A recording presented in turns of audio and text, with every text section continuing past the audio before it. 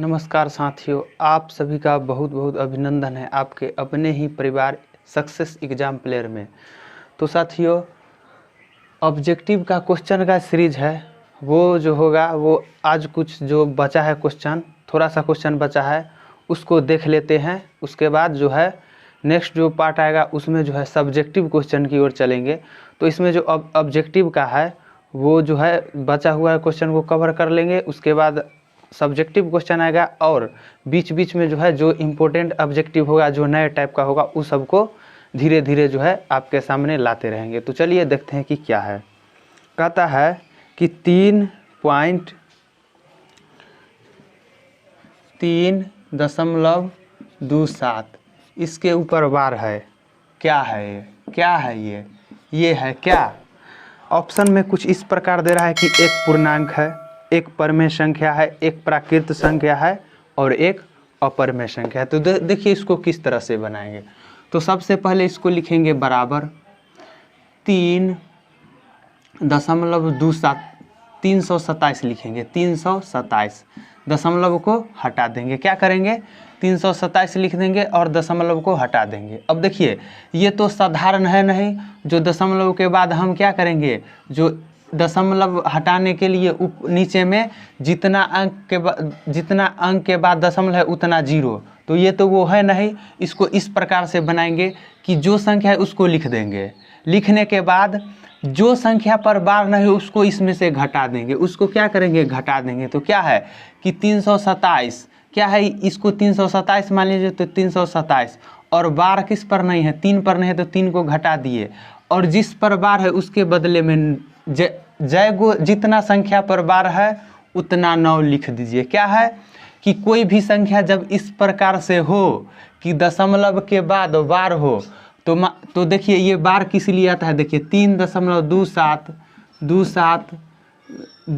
इस तरह से जब आता है ना, तब कोई भी संख्या के ऊपर क्या है? वार आ जाता है। कि इसी तरह से चलते रहता है तो उस संख्या के ऊपर क्या आता है?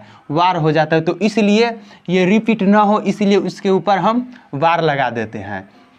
तो क्या है कि जब इसको मेन संख्या में बदलना हो ना, तो जो संख्या है उसको लिख दीजिए, दशमलव और वार उड़ के हटा दीजिए और जो भी संख्या है उसको लिख दीजिए। तो ये कितना 327 दिखाई दे रहा है, तो 327 लिख दिए। उसके बाद जिस संख्या पर वार नहीं है, तो क्या 3 पर वार नहीं है, तो इसमें से जिस संख्या पर वार नहीं उसको घटा दिए। तो 3 को घटा दिए और बटा में जितना संख्या पर बार है उतना 9। तो यहाँ पर कौन? 2 संख्या पर बार है तो 2 ठो 9 यानी कि 99 लिख दिए। अब इसको बराबर 327 में से क्या जाएगा? तो हो जाएगा कितना? 324। क्या होगा? 324 और बट्टे 99। 324 और बट्टे 99 ये हुआ एक संख्या। तो ये क्या है कि पूछ रहा है कि ये क्या है? यह एक पूर्णांक है। तो ये पूर्णांक नहीं है। पूर्णांक जो होता है वो बटा में नहीं होता और ना ही दशमलव होता है। तो ये एक क्या है कि एक पूर्णांक है। तो पूर्णांक नहीं है ये। क्या? ये पूर्णांक नहीं है, पूर्ण अंक होना चाहिए। पूर्णांक का मतलब क्या होता है? पूर्ण अंक। ये पूर्ण अंक नहीं है तो ये पूर्णांक नहीं है। ये दशमलव के बाद अंक चल रहा है तो ये पूर्ण अंक नहीं है। ऑप्शन बी है परिमेय संख्या है। तब परमेय संख्या तो है, लेकिन सारा को डिस्कस कर देते हैं।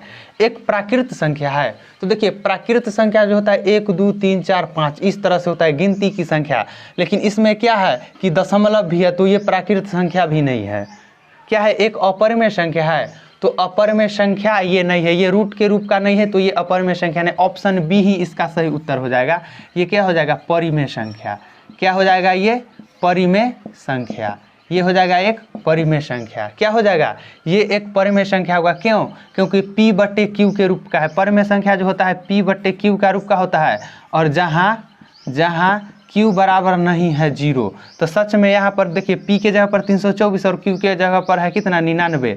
और Q कितना है? 99 है, न कि 0 है। तो Q बराबर 0 नहीं है। तो इसका सही उत्तर ऑप्शन बी हो जाएगा, Q बराबर नहीं है 0। तो ये हो जाएगा अपरमेय संख्या। अगला क्वेश्चन है ABC त्रिभुज ABC में DE समांतर BC एवं AD बट्टे DB बराबर 3/5 यदि AE 4.8 हो तो EC का मान ज्ञात कीजिए। एक त्रिभुज दिया हुआ है, क्या है, त्रिभुज एक दिया हुआ है, कौन, ABC। देखिए एक त्रिभुज बना लेते हैं ABC, क्या है कि एक त्रिभुज ABC बना लेते हैं इस तरह से, ये हुआ ABC, एक त्रिभुज है ABC।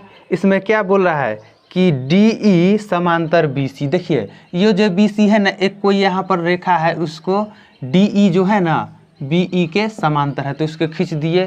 क्या है कि DE समांतर BC, तो DE समांतर BC इस तरह से दिया है कि DE समांतर BC, तो DE समांतर BC है। यदि AE बराबर 4.8, यदि AE, देखिए AE जो दिया हुआ है ना, AE बराबर है कितना, 4.8, कितना है, 4.8, AE बराबर 4.8, AD बट्टे, देखिए एक और शर्त दिया हुआ है कि AD बट्टे DB बराबर कितना है, AD बट्टे DB बराबर 3/5 है, क्या है कि 3/5 है। तो देखिए जब भी कोई रेखा समांतर होगा ना, तो इसको संगत भुजाएं समानुपाती, तो इसको इस तरह से याद रखिए। जब इस तरह का रहे ना, कोई भी 3 भुजा दिया हुआ हो, कोई भी 3 भुजा दिया हुआ हो और चौथा निकालना हो और समांतर दिया हो इस तरह से, तो देखिए ये समानुपाती होता है। तो AD बट्टे DB बराबर AE बट्टे EC, इस तरह से होगा, AE बट्टे EC इस तरह से होगा। तो देखिए रख दीजिए मान, तो AD बट्टे DB कितना है, 3/5 बराबर 3/5 बराबर कितना है AE, तो AE कितना है 4.8, AE है 4.8। और क्या है, मालूम क्या करना है, पता करना है EC का मान हमको निकालना है। EC बराबर क्या, EC का मान निकालते हैं। EC कितना है, EC पता नहीं है, तो इसको EC रख दीजिए। अब देखिए बराबर में होता है जो ऊपर से ऊपर और नीचे से नीचे कटता है, तो इसको काट दीजिए 16 से, तो इसको 16 1.6 बार में कटेगा, 16 तिहाई 48, 1.6।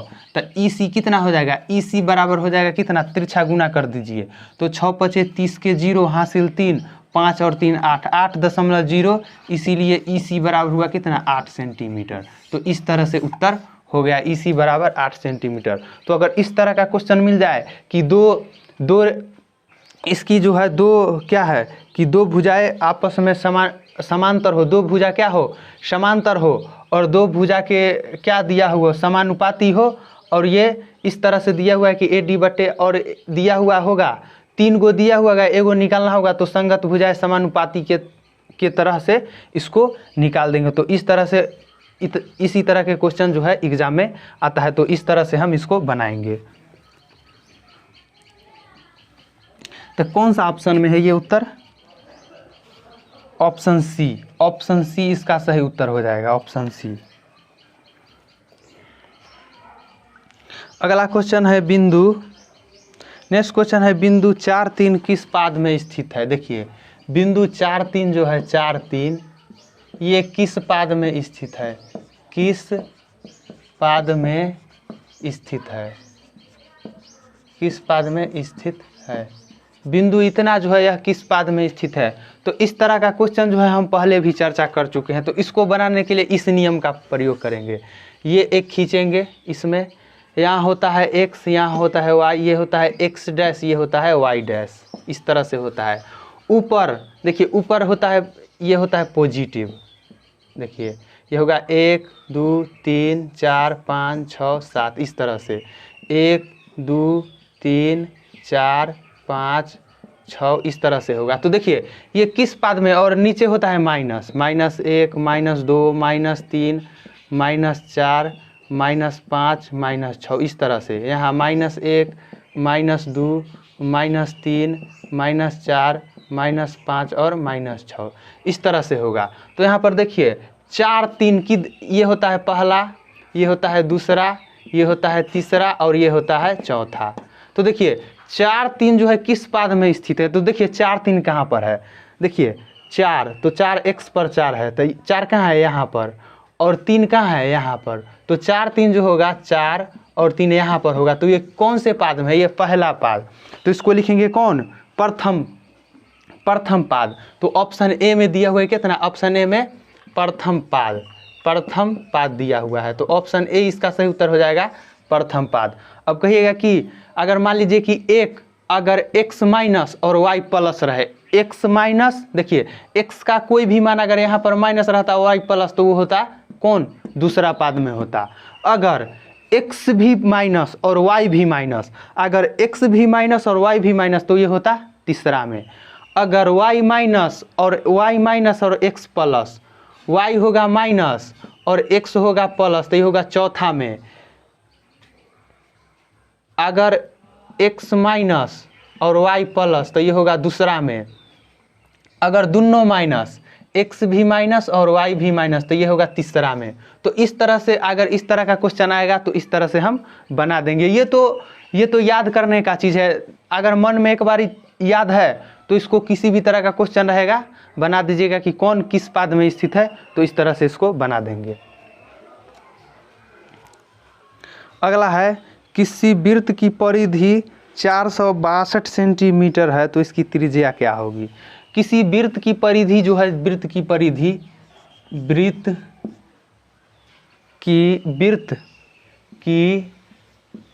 कितना दिया हुआ है, वृत्त की परिधि कितना दिया हुआ है 462 सेंटीमीटर। 462 सेंटीमीटर एक वृत्त की परिधि दिया हुआ है।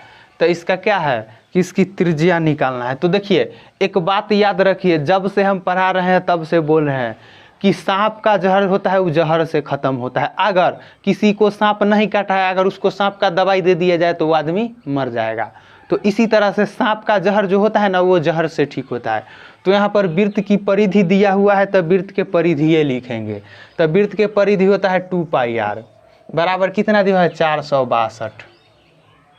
दो से इसको यहीं पर काट दीजिए, 2 से 2 दूना 4 2 तिया 6 2 एकम 2। पाई के मान लिख दीजिए 22/7। आर पता न है तो आर लिख दीजिए और 231 लिख दीजिए। आर बराबर लिख दीजिए 22। आर बराबर कितना लिखिएगा, देखिए तिरछा गुना कर दीजिए तो 231 गुने 7 और बटे कितना हो जाएगा 22। 231 गुने 7 और बटे 22 हो जाएगा। तो इसको इस तरह से लिखेंगे। अब ये कटने वाला है तो काटिए, नहीं तो कोई बात नहीं है। तो चलिए इसको नहीं कटने वाला तो है नहीं, तो 7 एकम 7 गुना कर दीजिए। 7 सतिया 21 हासिल 2, 7 दूना 14 और 2 16 और बटे 22 हो गया। इसको भाग दीजिए, चलिए भाग देते हैं इसको 16 में, 1617 में भाग देते हैं 22 से। तो इसको लिखिए 20 पचे 120 छक 20 से 20 अठे 4 से 20 अठे 60 से, तो हो जाएगा 20 सते 7 से। तो इसका हो जाएगा 7 दूना 14 1, 7 दूना 14 1 15 154। इसको घटा दीजिए तो 11 में से 4 जाएगा तो कितना हो जाएगा 7 हो गया। यहाँ पर 7 हो गया।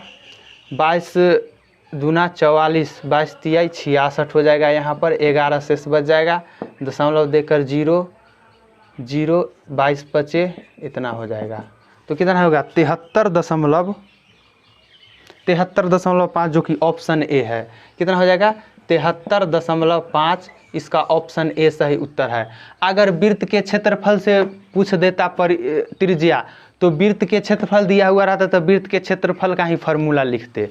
याद रखिएगा इस तरह का क्वेश्चन परीक्षा में आता है कि वही चीज़ देकर त्रिज्या पूछ लेता है, तो जो दिया रहेगा वही लिखेंगे। क्षेत्रफल दिया है तो क्षेत्रफल लिखेंगे, परिधि दिया हुआ है तो परिधि लिखेंगे। अगला क्वेश्चन है कि किसी पासा को फेंकने पर एक अभाज्य संख्या आने की क्या प्रायिकता है। क्या है कि कोई एक पासा है, पासा लीडो छक्का वाला जो होता है बीच में क्या होता है घन के आकार का, उसको पासा बोलते हैं। तो उस पासा को फेंकने पर अभाज्य संख्या आने की क्या प्रायिकता है। तो देखिए पासा में क्या होता है, एक होता है 1 2 3 4 5 और 6, ये 6 ही संख्या होता है पासा में। तो क्या बोला है कि अभाज्य संख्या। तो अभाज्य संख्या पिछला वीडियो में बहुत अच्छा से पढ़ा दी है कि वह अभाज्य संख्या वह होता है जिसमें स्वयं और एक के अलावा कोई दूसरी संख्या से भाग नहीं लगता है, तो वो होता है अभाज्य संख्या। तो देखिए अभाज्य संख्या कौन कौन है, 1 2 है अभाज्य संख्या, 3 है और 5 है।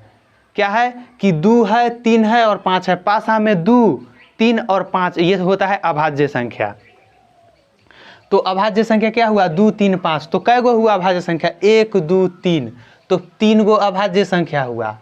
और कुल परिणाम कै गो है तो 1 2 3 4 5 6, तो 6 गो है। इसको काट दीजिए 3 से, 3 दूना 6 बराबर 1/2। तो 1/2 जो ऑप्शन है वही इसका सही उत्तर हो जाएगा। तो ऑप्शन ए है 1/2। पासा में कितना परिणाम होता है? पासा में 6 गो परिणाम होता है कुल, जो होता है 1 2 3 4 5 6। अभाज्य संख्या होता है 2 3 5।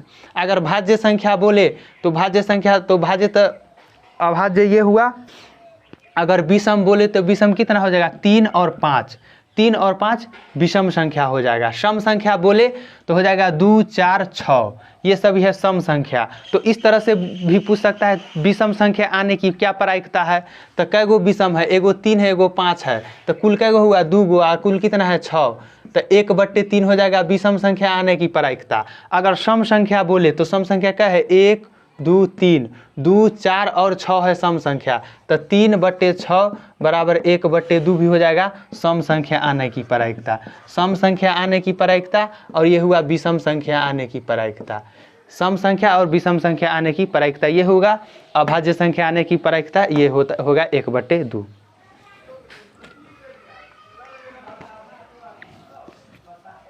अगला क्वेश्चन है द्विघात बहुपद x² + 3x + 2 के शून्यक है। क्या है कि एक द्विघात बहुपद दिया हुआ है, इसमें है x² + 3x + 2 के शून्यक पूछ रहा है। +2 के क्या पूछ रहा है? शून्यक। इस तरह से x² + 3x + 2 के शून्यक। तो देखिए शून्यक निकालने के लिए क्या करते हैं, चलिए शून्यक निकालिए इसको। यहाँ पर क्या है 1 और यहाँ पर 2 है, तो 2 में 1 से गुना होगा तो कितना होगा 1, 2 होगा। तो एक ऐसी संख्या चुनना है जिस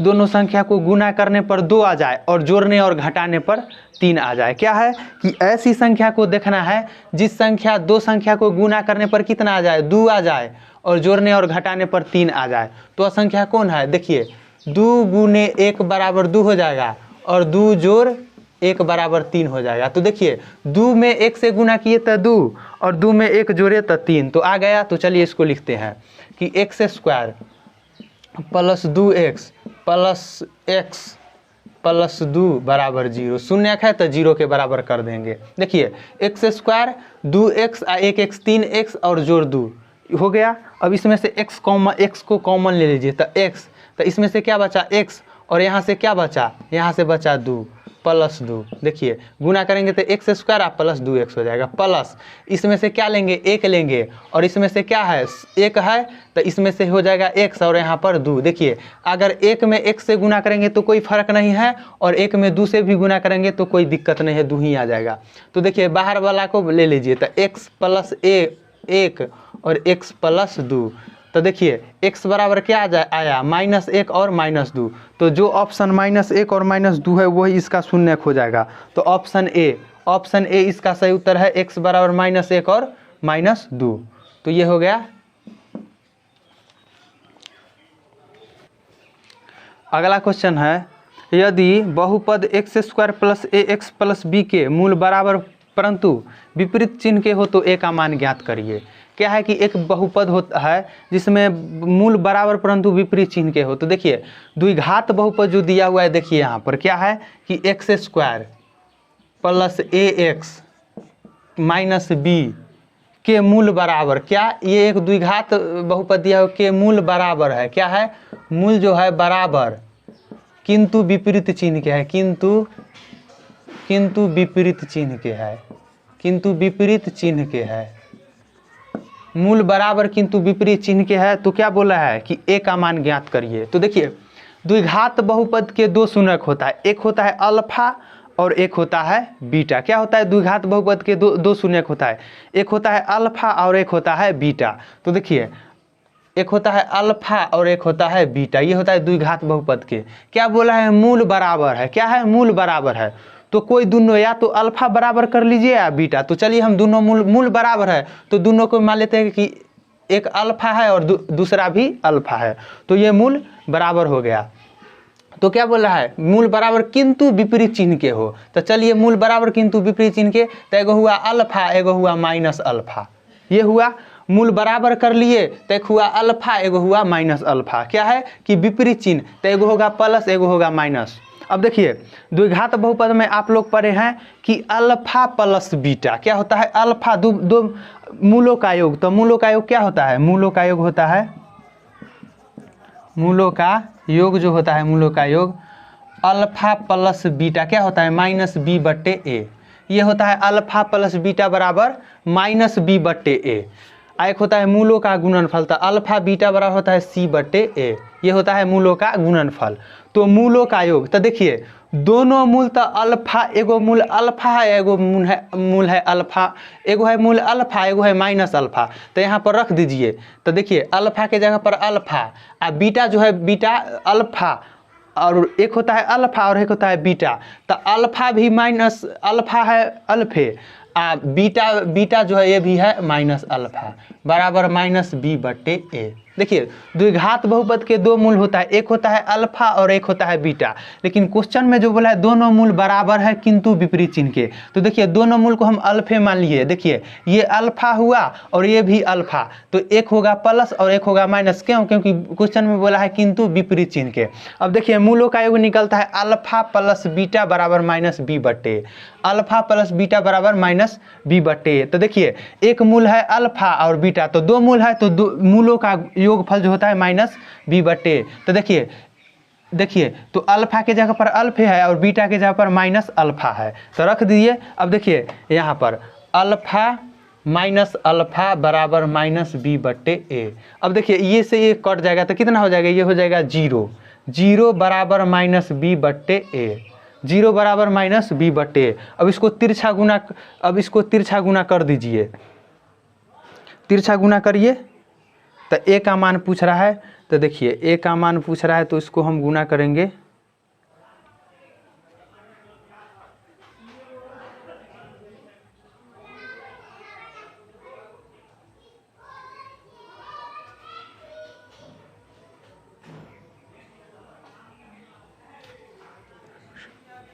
सॉरी यहाँ पर देखिए यहाँ पर गलत है कि b बट्टे, तो यहाँ पर कितना, b के जगह पर कितना है a और b के जगह पर कितना है, देखिए b के जगह पर कितना है a।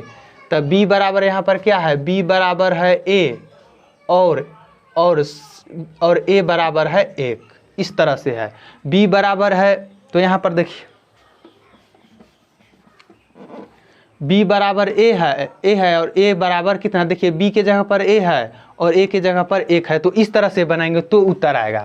तो यहाँ पर देखिए अल्फा प्लस बीटा, तो दोनों मूल बराबर है किंतु विपरीत चिन्ह के है, तो अल्फा के जगह पर अल्फा और बीटा के जगह पर माइनस अल्फा रख दीजिए।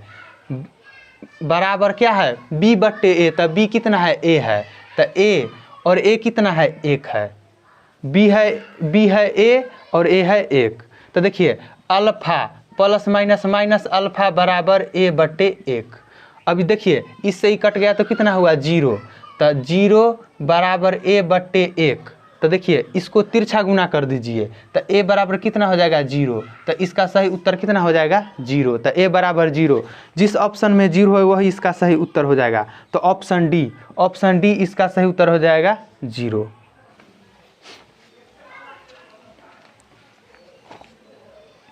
अगला क्वेश्चन है, एक क्वेश्चन पीछे छूट गया था उसको देखते हैं कि एक AP दुआ एक क्या है, p+1 2p+1 4p -1 AP में है। क्या है, AP में है, AP में है। तो p का मान पूछ रहा है, तो p का मान क्या होगा, तो p का मान पूछ रहा है। तो देखिए कोई भी जो है AP वो AP में है या नहीं, इसके जांच के लिए, इसको जांचने के लिए एगो शर्त है कि क्या है, कि क्या होना चाहिए, A2 माइनस A1 बराबर होना चाहिए, A2 माइनस A1 बराबर होना चाहिए क्या, A3 माइनस A2 के। क्या है कि A2 माइनस A1 बराबर होना चाहिए A3 माइनस A2 के। तो इस तरह से ये शर्त है। तो AP अगर क्या है कि AP में कोई भी श्रृंखला AP में कब होगा, जब उनके पदों का अंतर क्या होगा, बराबर होगा। जैसे कि मान लीजिए कि 2 4 6 8 और 10 है और इस तरह से ये जा रहा है। तो देखिए यहाँ पर AP में है तो देखिए 4 में से 2 घटाएंगे तो 2 होगा, 6 में से 4 घटाएंगे तो 2 होगा, 8 में से 6 घटाएंगे तो 2। तो हमेशा जो है अगला पद और पिछला पद का अंतर क्या होना चाहिए, सेम होना चाहिए। अगला पद और पिछला पद का जो अंतर है वो हमेशा बराबर होना चाहिए, चाहे क्यों ना हम बीच में से निकाले या शुरू के निकाले, उससे कोई मतलब नहीं है। अगला पद में से अगर पिछला पद घटाएंगे ना तो हमेशा मान सेम ही होना चाहिए। तो देखिए तो क्या है, बराबर होना चाहिए। तो इसी तरह से ये भी ले लिए कि A2 माइनस A1 बराबर A3 माइनस A2 होना चाहिए। तो क्या पूछ रहा है, जो P का मान। तो चलिए A2 के जगह पर कितना है, A2 के जगह पर कितना है 2P प्लस 1, A3 कितना है 2P प्लस 1 माइनस A1 कितना है P प्लस 1 बराबर A3 कितना है 4P माइनस 1 और A2 कितना है, A2 है यहाँ पर 2 माइनस 2P प्लस 1 है। तो इसको देखिए कितना हो जाएगा 2P plus 1 minus P minus 1 बराबर 4P minus 1 minus 2P minus 1। इसको काट दीजिए, इससे ये कट जाएगा, 2 गो P में से 1 गो P जाएगा तो 1 गो P बचा बराबर 4 गो P में से 2 गो P बराबर 2P और यहाँ पर माइनस 1 और माइनस 1 माइनस 2। अब देखिए इसको इधर लाइए तो P माइनस 2P बराबर कितना आ जाएगा माइनस 2। क्या है कि इधर ये प्लस में था तो इधर आकर इसको माइनस और ये माइनस 2 बच गया, या 2 गो P में से 1 गो P जाएगा तो माइनस P बराबर माइनस 2। इसीलिए P देखिए इससे ही प्लस हो गया तो P बराबर 2, तो P बराबर 2 इसका सही उत्तर हो जाएगा। तो P बराबर 2 कौन से ऑप्शन में है, ऑप्शन बी। ऑप्शन बी इसका सही उत्तर हो जाएगा P बराबर 2। तो इस तरह से बना देंगे। तो दोस्तों ये थे आज के जो क्वेश्चन बचा था वो उसका सीरीज। तो अगर वीडियो अच्छा लगे तो वीडियो को शेयर कीजिएगा और वीडियो को लाइक कीजिएगा, वीडियो को अधिक से अधिक शेयर कीजिएगा और चैनल को सब्सक्राइब कीजिएगा। अब जो है अच्छे क्वेश्चन जो कि सब्जेक्टिव के 2 नंबर 3 नंबर और 5 नंबर में पूछे जाते हैं उस तरह के क्वेश्चन को हम लाने की कोशिश करेंगे आपके सामने। तो अगर वीडियो अच्छा लगे तो वीडियो को लाइक कीजिएगा, चैनल को सब्सक्राइब कीजिएगा और वीडियो को अधिक से अधिक शेयर कीजिएगा, क्योंकि हम बीच बीच में ऑब्जेक्टिव का भी क्वेश्चन लाते रहेंगे। तो चिंता नहीं करना है कि ऑब्जेक्टिव का अब नहीं लाएंगे, जो क्वेश्चन हमको नया मिलेगा वही क्वेश्चन को हम आपके सामने लाएंगे ताकि आपको भी कुछ सीखने का मौका मिले। क्योंकि इसमें जो 2 शिफ्ट है ना, हमने 100 क्वेश्चन कराया है और 100 क्वेश्चन जो है हर चैप्टर से है और जितने भी कंसेप्ट होता है उस सबको हमने आपके सामने रखा है। तो अगर ये जो है वीडियो जो है सारा वीडियो देख लेते हैं तो आपका जो है 80% जो ऑब्जेक्टिव है यहाँ से आने की संभावना क्या है, क्योंकि 100 क्वेश्चन है और 100 क्वेश्चन जो है ये 500 क्वेश्चन के बराबर है। तो इस बात को याद रखिएगा। तो फिर मिलते हैं नेक्स्ट वीडियो में, तब तक के लिए जय हिंद।